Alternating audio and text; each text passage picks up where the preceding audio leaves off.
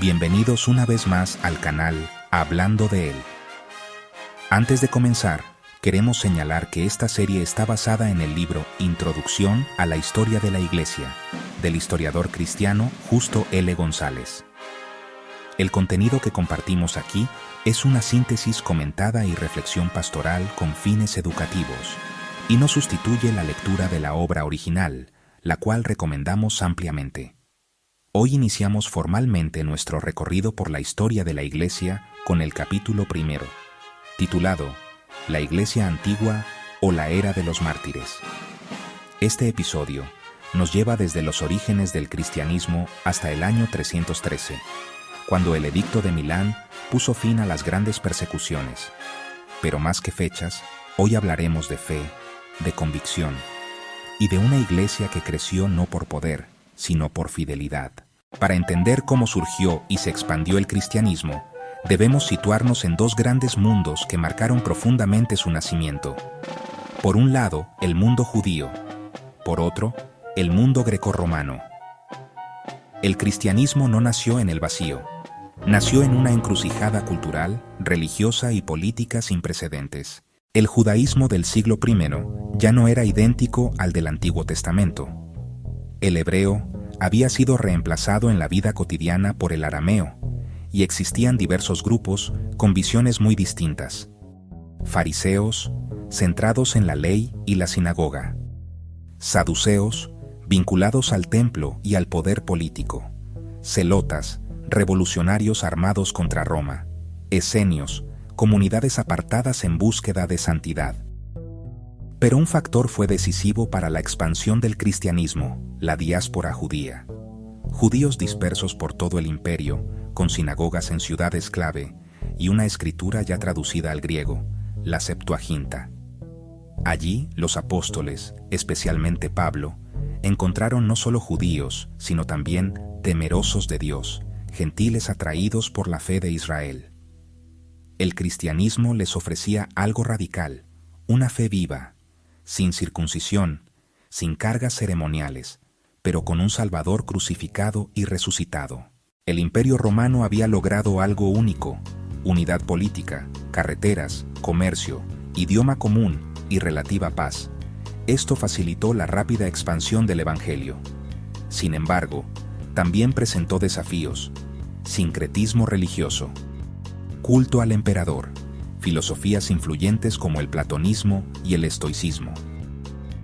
Muchos cristianos dialogaron con estas corrientes, otros las rechazaron, pero todos enfrentaron la misma pregunta: ¿cómo vivir fielmente a Cristo en un mundo que exige lealtades absolutas? Al principio, los cristianos fueron perseguidos por sectores del judaísmo, pero pronto, el Estado romano se convirtió en su principal enemigo. Las persecuciones comenzaron localmente, como bajo Nerón, y luego se institucionalizaron. Bajo emperadores como Trajano, Decio y Diocleciano, los cristianos debían elegir: quemar incienso al emperador o confesar que Jesús es el Señor. Muchos murieron, otros resistieron, y algunos cayeron. Esto dio lugar a intensos debates. ¿Puede alguien que negó la fe volver a la iglesia? Aquí vemos que la iglesia no solo luchaba contra Roma, sino también con sus propias heridas internas. La persecución no fue el único desafío. La iglesia también tuvo que definir qué creía realmente.